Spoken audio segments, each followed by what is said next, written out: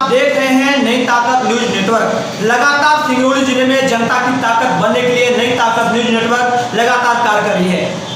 हमारे साथ आज प्रवीण सिंह चौहान जी हैं जो यूथ कांग्रेस के जिला अध्यक्ष हैं। आपको नई ताकत न्यूज चैनल पर आकर आपको कैसा लग रहा है? आज नया चर्चाओं के लिए आप हमसे जुड़े हुए हैं। बहुत बहुत धन्यवाद अमित जी। मैं पूछना चाहता हूं, लगातार पैराग्राफ को आगे बढ़ाकर सवाल है मेरा कि जिले में एक कुर्सी पर दो CMHO बैठे हुए हैं। आखिर यह कैसे हो सकता है? आखिर जिला व्यवस्था, जिला चिकित्सालय की व्यवस्था पर क्यों बार बार सवाल खड़ा होता है? लोगों की मौत हो रही है, आखिर सत्ताधारी हो या विपक्षधारी, आखिर इनकी चुप्पी क्यों? देखिए, जब से खरीद फरोख्त की सरकार मध्य प्रदेश में आई है जी, तो लगातार ट्रांसफर उद्योग फला फूला है जी। उस ट्रांसफर उद्योग का यह परिणाम है कि जिले में दो CMHO बैठे हुए हैं। कि डॉक्टर को हम लोग भगवान के स्वरूप मानते हैं और डॉक्टर का मुख्य जो पेशा है या कार्य है जनता की सेवा करना, उच्च स्तर की मेडिकल फैसिलिटी प्रोवाइड करना, दवाई करना। लेकिन लगातार अगर डॉक्टर या अस्पताल को लेकर के राजनीति हो या कोई डॉक्टर बराबर राजनीति में सम्मिलित तो हो तो ये कहीं न कहीं जनता के लिए कष्ट का विषय है और साथ साथ जो वर्तमान में सरकार है जिसकी शासन सत्ता है उस पर सवालिया निशान खड़ा कर देना। प्रवीण जी, बार बार यह कहा जाता है जब मध्य प्रदेश शासन का एक आदेश आया है कि अब CMHO की जगह जैन साहब को बैठाया जाए, उनको पदस्थापना करके रीवा भेजा गया है। आखिर इन्हें कौन संरक्षण दे रहा है? उसी कुर्सी पर लगातार कई वर्षों से जमे हैं, फिर इनका कुर्सी पर मोह भंग क्यों नहीं हो रहा है? कलेक्टर साहब की संरक्षण जाता है कि राजनीतिक दल पार्टी संरक्षण जाता है, क्योंकि इन्हीं के राजकारण में तो न सुरक्षित रह पाए हैं, ना ही मरीज सुरक्षित रह पाए हैं, लगातार मौत हुई है। इसको आप जिम्मेदार किसको मानते हैं? आप निश्चित तौर पर जिला प्रशासन को शासन के आदेशों का पालन करना चाहिए। यदि शासन ने स्थानांतरण किया है तो उस आदेश का पालन करते हुए आदरणीय CMHO महोदय को नवीन स्थापना पर जहाँ उनकी नई पदस्थापना हुई वहाँ जाकर ज्वाइन करना चाहिए। सेवा भाव की तरह उनको पद का मोह नहीं होना चाहिए।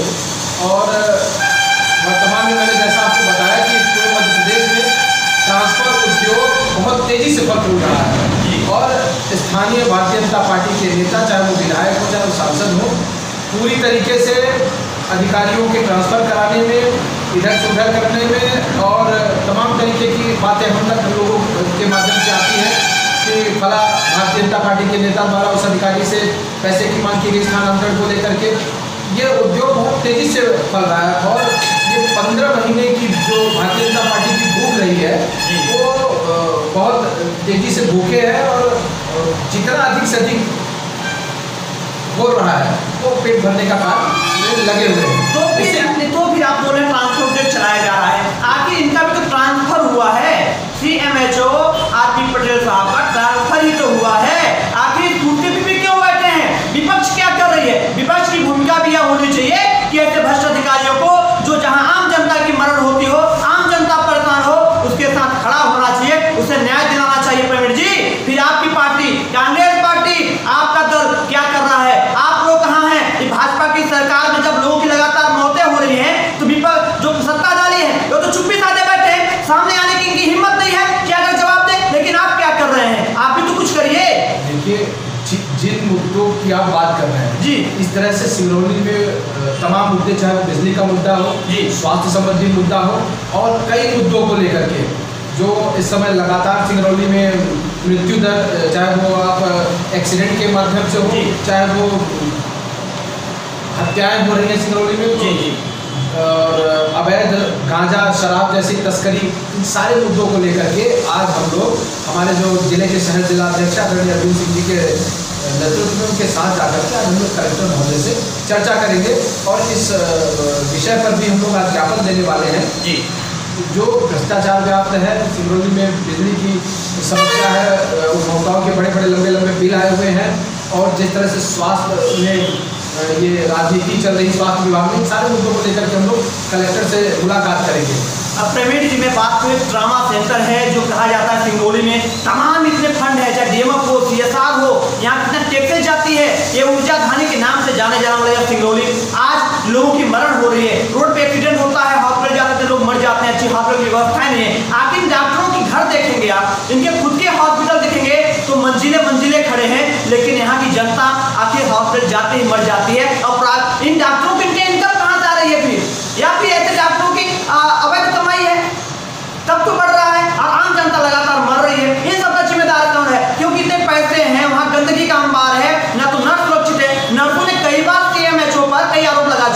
कि हमें छेड़खानी जैसे मामले इनके सामने आए हैं, इन पर आरोप लगाए कि हमें अच्छे से काम नहीं करने देते हैं। आखिर ऐसे सीएमएचओ पर आखिर भारतीय जनता पार्टी के लोग हो या फिर जिला प्रशासन के लोग हो, या विपक्ष की चुप्पी साधना, कहीं ना कहीं सब तीनों की मिली भगत भी कहा जा सकता है।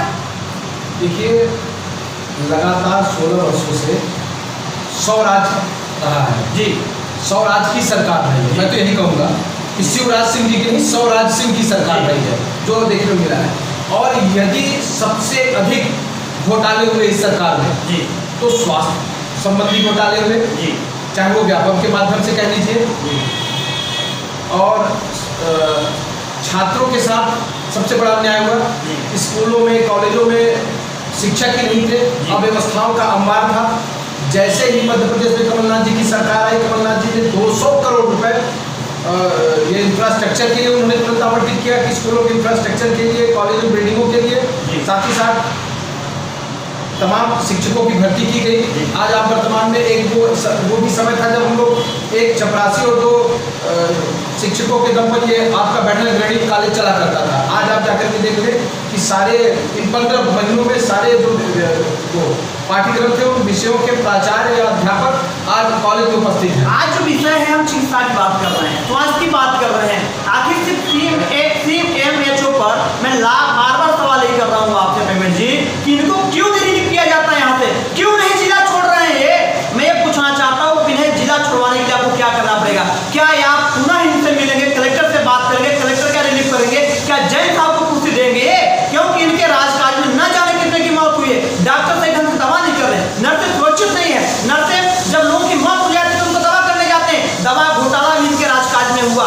इन पर कब आपकी नजर पड़ेगी? इनको कब हटवाएंगे आप? देखिए, हमने आपसे पहले ही बताया कि हमारे सभ्यता में, हमारी संस्कृति में या हिंदुस्तान में डॉक्टर को भगवान के स्वरूप देखा जाता है। और ये पटेल साहब लगातार जब से इनकी पदस्थापना हुई है भारतीय जनता पार्टी की सरकार में, इनको पूरी तरीके से भारतीय जनता पार्टी के नेताओं, भारतीय जनता पार्टी के विधायक द्वारा, भारतीय जनता पार्टी के जिलाध्यक्ष द्वारा इनको संरक्षण दिया जा रहा है। इनका भ्रष्टाचार फलपूर्ण रहा है। शासन के आदेश के बावजूद भी इनको न हटाना ये दुर्भाग्यपूर्ण बात है सिंगरौली जिले के लिए। और सिर्फ सिंगरौली जिले के लिए नहीं, सिंगरौली जिले में हर आम आबाद के लिए दुर्भाग्यपूर्ण बात है कि जिनको सेवा करनी चाहिए, जिनको दवा करनी चाहिए, आज वो नेतागिरी पर उतारू है। लगातार हम भी इसी सिंगरौली में लगातार ये सुनने में आता है कि कहीं नर्स आरोप लगा रही है, कहीं उनके ऊपर हमारा जो चौथा स्तंभ है मीडिया उनको घेरने का काम कर रहा है, सच्चाई उजागर करने का काम कर रहा है। अव्यवस्थाओं का अंबार जो है वो स्वास्थ्य विभाग में फैला हुआ है, यह बात किसी से छुपी नहीं है। निश्चित तौर पर ट्रांसफर हुआ था, हम लोग को भी अच्छा लगा कि नए अधिकारी आएंगे, व्यवस्था में परिवर्तन होगा, लेकिन पुनः ये भ्रष्टाचारी नेता लोग जो भारतीय जनता पार्टी के हैं, मेरा आरोप है भारतीय जनता पार्टी के विधायक जो विचारे हैं, जिनकी कोई नहीं सुनता, यदि जनता उनसे कहे कि आदरणीय विधायक जी हमारा कुछ कार्य है, तो विधायक जी सीधे कह देते हैं कि मेरा तो कोई सुनता नहीं है। तो ये बेचारे विधायक जी का कोई नहीं सुनता, लेकिन चाहे वो नगर निगम कमिश्नर की बात हो ट्रांसफर कराने की, वहाँ विधायक जी की सुनवाई हो जाती है। चाहे संरक्षण देने की, भ्रष्ट अधिकारियों को संरक्षण देने की बात हो, वहाँ विधायक जी और जिलाध्यक्ष जी की सुनवाई हो जाती है। तो सत्ता में बैठे विधायक, भारतीय जनता पार्टी के जिलाध्यक्ष, भारतीय जनता पार्टी के नेतागण कहीं न कहीं सिंगरौली की जनता का शोषण करने का सही कार्य ये लोग कर रहे हैं। नहीं होगा शोषण, नहीं होगा शोषण, नई ताकत बता रहा है प्रवीण सिंह जी, प्रवीण चौहान जी कि लगातार यह मुद्दा हम उठाएंगे। और रामलल्लू वैद्य जी, आप पर जब आरोप इन्होंने लगाया है कि आपका कोई नहीं सुनता, तो आपको सामने आना होगा। नई ताकत न्यूज नेटवर्क के आप प्लेटफॉर्म पर आइए और जवाब दीजिए, इन्हें जवाब दीजिए, अब मुंह तोड़ जवाब दीजिए कि आपका लोग क्यों नहीं सुनते, प्रशासनिक क्यों नहीं सुनता, आपका अधिकारी क्यों नहीं सुनता। अगर सुनता है इसके स्वार्थ पर आम जनता के अगर मरण होगा तो नई ताकत न्यूज नेटवर्क सवाल पूछेगा और जवाब मांगेगा। प्रवीण सिंह जी, आप अब क्या करना चाहते हैं? अगर नहीं हटते कुर्सी से, नहीं हटते सीएमएचओ, तो आप क्या करेंगे? आपकी पार्टी क्या करेगी? आपकी सरकार क्या करेगी? हम विपक्ष में हैं जी, और हमारा काम है कि जनता की आवाज को उठाना, सही बात को सरकार के कानों में बताना, इस कुंभकर्ण की नींद में सोई हुई सरकार को, भ्रष्ट सरकार को झकझोर करके उठाना। लेकिन हम लोगों के सामने जो समस्याएं आती हैं, यदि हम कोई प्रदर्शन करने के लिए, धरना प्रदर्शन करने के लिए या अपनी बात रखने के लिए सरकार के समक्ष जाते हैं, तो सरकार हमें कोरोना के नाम पर डराने का काम कर रही है। कोरोना के नाम हमारी आवाज़ को दबाने का काम कर रही है। कोरोना महामारी के नाम पर जनता की आवाज़ को दबाने का, कुचलने का काम यह भारतीय जनता पार्टी की सरकार लगातार कर रही है। आखिर ऐसे जब नेता ही ऐसे अधिकारियों को छोड़ देंगे प्रवीण सिंह जी, तो कैसे चल पाएगा जिला? जब इतना बजट यहाँ है, आम जनता मरती रहे। इन नेताओं का मतलब होता है, जनप्रतिनिधि मतलब होता है जनता की सेवा करने के लिए आप प्रतिनिधित्व करिए, आगे बढ़िए, लेकिन स्वास्थ्य अगर ऐसे करें, जिला व्यवस्था अगर देखेंगे आप कहाँ बद से बदतर है, गंदगी का मार है, वहाँ न तो शौचालय की अच्छी व्यवस्था है, न पानी की व्यवस्था है। फिर ऐसे जनप्रतिनिधि होने का क्या मतलब, ऐसे अधिकारी होने का जिले में क्या मतलब, ऐसे विपक्ष होने का क्या मतलब? प्रवीण सिंह चौहान जी, अगर आप भी देख रहे होंगे कि ड्रामा में ड्रामा चल रहा है, एक फिल्म की शूटिंग हो रही है, जहां ऐसी फिल्म है जहां गंदगी का अंबार है, लोगों का लाश बिछ रही हो, आए दिन रोज एक न एक दो लाश निकल रही है। ऐसे ड्रामा में कब होगा ये ड्रामा बंद? आपका है लास्ट सवाल पर है कि आप क्या करेंगे ऐसे लोगों के लिए? हम लोग गांधीवादी विचारधारा को मानने वाले लोग हैं। पहले हम लोग संविधान को मानने वाले लोग हैं। हम लोग एक संस्कारवान पार्टी के संस्कारवान कार्यकर्ता है, संविधान को मानते हैं, नियम कानून को मानते हैं। लेकिन यदि जब हमारी आवाज़ को नहीं सुनी जाती है तो हम लोग भगत सिंह जी के भी अनुयायी हैं। हमको गांधी जी के साथ साथ भगत सिंह जी भी हमारे नेता हैं और हमको उनके पथ पर भी चलना आता है। तो मैं आपको बताना चाहूँगा कि नियम कानून कायदे के तहत, संविधान के तहत हम लोग पहले कलेक्टर महोदय को, जिला प्रशासन को अवगत कराएंगे, अपनी बात रखेंगे। यदि हमारी बात नहीं सुनी गई तो हम सड़कों में उतरने में देर नहीं करेंगे, चाहे वो हमको जेल में ही क्यों न ठूस दे। हमारे ऊपर कितनी भी प्रताड़ना भारतीय जनता पार्टी के नेता, भारतीय जनता पार्टी की सरकार, पुलिस महकमा या कलेक्टर महोदय करे, इन चीज़ों से हम लोग करने वाले नहीं हैं। एक समय का इंतजार हम लोग कर रहे हैं। अपनी सही फोरम में सही बात रखने के बाद यदि सुनवाई नहीं होती है, यदि उस पर कोई अमल नहीं होता, कार्रवाई नहीं होती है, तो हमें जनता के साथ सड़कों पर उतरने में कोई कोताही नहीं है और देरी नहीं करेंगे। बहुत बहुत धन्यवाद। आप देख रहे थे दी ताकत न्यूज नेटवर्क को, जो जनता की ताकत है, जो आम जनता की ताकत है, जो यहाँ सिरोली वासियों की ताकत है, और इन बद से बदतर व्यवस्थाओं को आवाज उठाने की जो ताकत बनकर उड़ेगी,